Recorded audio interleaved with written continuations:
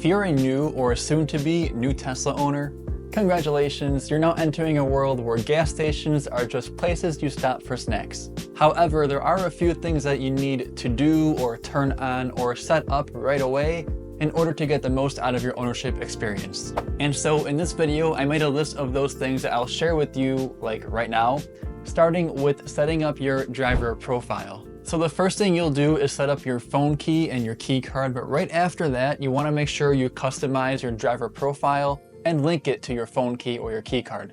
And when you create a driver profile with your name, you want to make sure you change and save everything, including things like your seating position, your mirrors, your steering wheel, but also things like your logins to your streaming services, your Netflix, your Spotify, whatever you may use.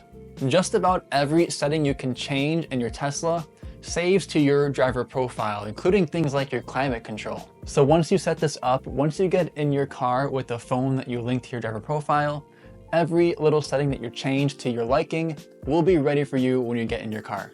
But a good tip I also have here is that you want to create a guest profile as well, because if you're a new Tesla owner, you're going to want to show off your car to your friends and family, and if they want to drive it, you don't want them messing with any of your settings to change your things.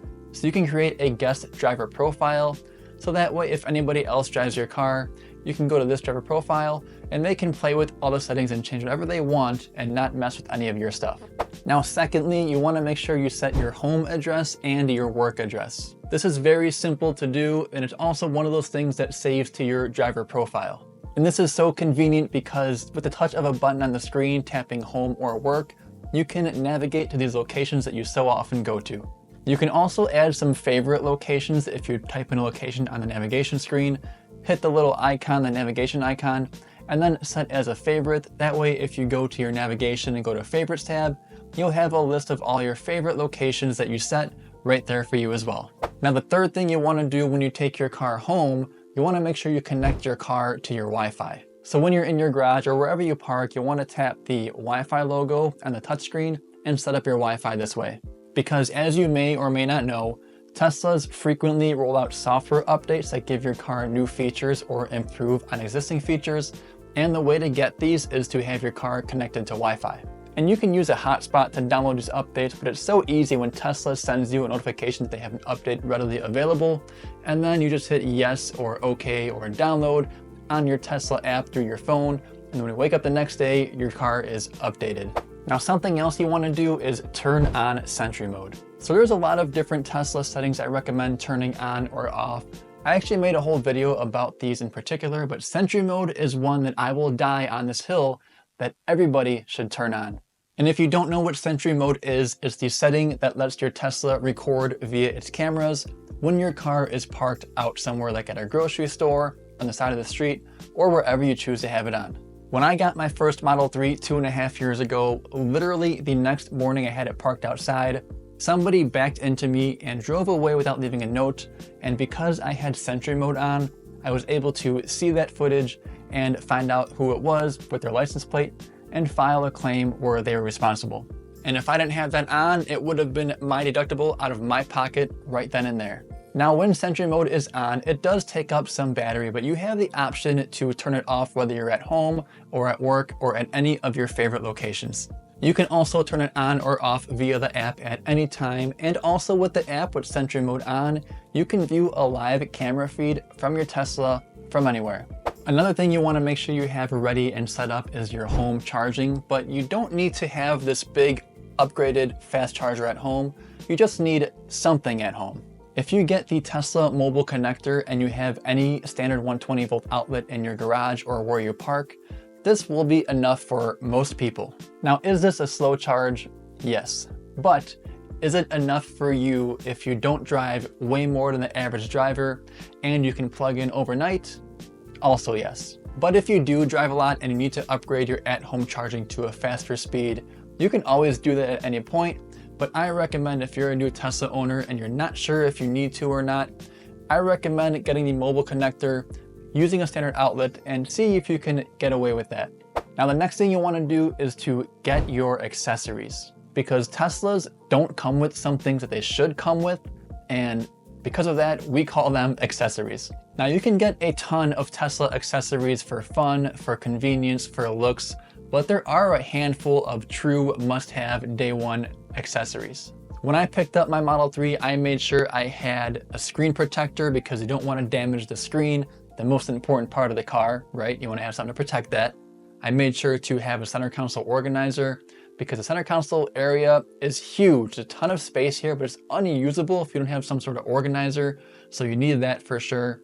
Also, floor mats. Now, I didn't have these and I regret it because the carpets, they're just cheap, they're thin.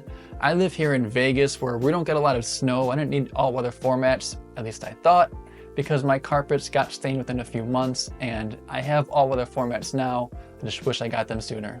Roof shades are also a must, especially here in Vegas in the summer. It gets super hot. The glass roof is a super cool feature. It is UV protected, but not so much heat protected. And unless you want your head on fire in those summer months, you're gonna want roof shades. Now, all of our accessories are linked down below. Most are from a company called EV Base that we know and love and trust. They make some high quality stuff and we have a discount code for you guys. I'll leave down below as well. The next thing you want to do is customize your menu layout. Teslas have a ton of apps, but they're all kind of bundled up in this one giant menu. And a lot of these are music streaming services, stuff that you probably don't even use or don't even exist, like TuneIn Radio. I don't know what that is. But if you don't want to have these all bundled up here, the ones that you don't use, you can go to the music settings here and just disable the ones that you don't use. And that way, when you go to your menu, you don't see a bunch of different apps that you don't know and don't use. So this will make your Tesla menu so much less cluttered. And the stuff that you use often, you can actually organize these to your shortcuts. If you hang on to the icon and drag it down to the bar below, it will always be here, one touch away for whatever you want to have on your shortcut menu. Now next, you want to spend some time and get familiar with the Tesla app. You can do so much from the app, and just like your in-car menu, you can customize your app shortcuts as well. But one thing in the app that you do want to make sure you do for sure is to add a credit card or payment information, because this is how you will supercharge. When you pull into a supercharger, all you have to do to charge your car is take the handle, open your charge port, plug it in, and it'll start charging as long as you have some sort of payment method set up in your app beforehand, because that is what it will take to pay for your supercharging. And when you're done, just unplug and put the handle back and you're good to go. There's no extra logins or like credit card swiping or inserting or extra apps to do. It is that simple as long as you have a payment method set up in your app beforehand. Now, something else you want to do when you first get your car is to set up your autopilot or your full self-driving settings. Most Teslas nowadays come with the free trial of full self-driving, and all Teslas come free with standard autopilot. The difference, very quickly if you don't know, autopilot is meant for your highway driving. It'll keep you in your lane, keep you a certain distance from the car in front of you. You can set out whatever speed you want, but it won't change lanes for you or stop at stop signs or make turns. All of that is what full self-driving is. So full self-driving or autopilot, just like Sentry mode, you have to go into your settings and turn on. But once you do that, there's a bunch of different sub-settings that you can choose from to customize your experience. Now, all of these sub-settings tell you what they do. If you have full self-driving, there are a lot, so I recommend playing with these and seeing which ones you like and how you want your car to drive itself, because if you really dial this in, this can really be a lot of fun. Being behind the wheel of a full self-driving Tesla is an amazing experience, but if you go on these super aggressive settings for your first time, it can scare you or traumatize you and leave a bad experience or a bad taste in your mouth. So to get the most out of this, just play with your settings, see what you like, see what you're comfortable with, and you can always adjust from there, but I recommend just playing with everything first. And lastly, the last thing you want to do when you first get your car is to start sharing your referral code. So if you're like me, you might not be a big car person right now, but in a few short weeks, you'll have one of those feelings where it's like, damn, why doesn't everybody have one of these? So you want to make sure you can share your referral code to your friends and family, because Tesla, they change it from time to time, but as of right now, if you share your code and they buy a Tesla through your code, they can get up to $1,000 off of their purchase, and you yourself will get $500 in Tesla credits to spend in the Tesla shop on whatever you want. So if you're someone who's watching this video and you haven't yet made your purchase, I would kindly ask of you to use our referral code, and I'll link it down below for you. But that right there is my list of 10 things that you should do right after you get your brand new Tesla. So I hope this was helpful for you. If it was, please let me know down below. And if it wasn't, you'll let me know anyway. I know you guys do all the time. I get a bunch of comments, but that's all right. But thank you all for watching, and we'll catch you in the next one.